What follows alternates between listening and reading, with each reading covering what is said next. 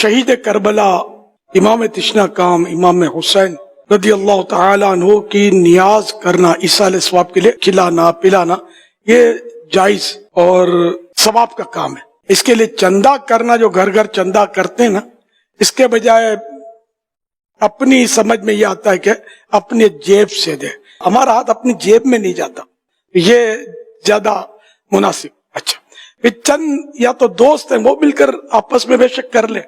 یہ گھر گھر جو چندہ اور لوگوں کو راستے میں روک روک کر پھر بازو کا دھاک دھمکی وغیرہ وغیرہ، یہ طریقہ نہیں ہونا چاہیے.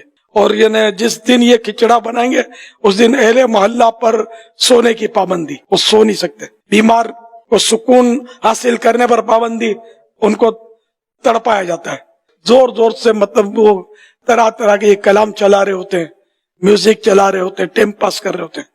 چھوٹا بچہ چیخ چیخ کے روتا رہے، سارے گھر کو سر پہ اٹھا لے رو رو کے. ان کھچڑا پکانے والوں کو اس کا کوئی یعنی کہ احساس بعض اوقات نہیں ہوتا.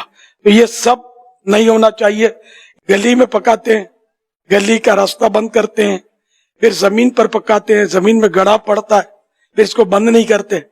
آگے چل کے بارشیں ہوتی ہیں تو گڑھے میں پانی بھرتا ہے، مچھروں کی پیداوار ہوتی ہے، تو کیچڑ تو کسی کا اندھیرے میں یا ایسے موقع ہو سکتا ہے پاؤں بھی اس میں گڑھے میں آ جاتا ہوگا، بیچارے چوٹ بھی کھاتے ہوں گے، کیا پتا کسی کے پاؤں بھی ٹوٹتے ہوں.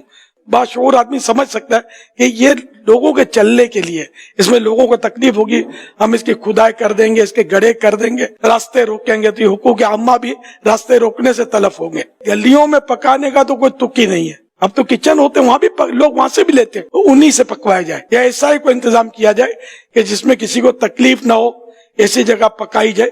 اور بھی بہت ساری برائیاں اس میں داخل ہو گئی ہیں. اللہ پاک ہم مسلمانوں پر رحم فرمائی. کچھ لوگ ہوتے ہیں جو ایسی حرکتیں کر کے یہ سنیوں کو بدنام کر رہے ہوتے ہیں.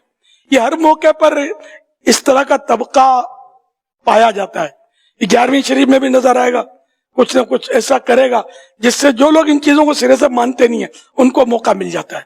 اس طرح 12ویں شریف جشن ولادت کے موقع پر بھی یہ کچھ نہ کچھ مطلب کرتوت دکھاتے ہیں کہ نیاز جبکہ 100% شریعت کے مطابق ہو تب جا کر مستحب کا درجہ پائے گی. اور اس مستحب کو حاصل کرنے کے لیے اب گناہوں کا جو سلسلہ ہے، اور ایک گناہ نہیں ہے، نہ جانے کتنے گناہ. کہ ان کو 6 بجے بانٹنا ہوتا ہے، نمازی مسجدوں میں جاتے ہیں، یہ گھٹائی کر رہے ہوتے ہیں.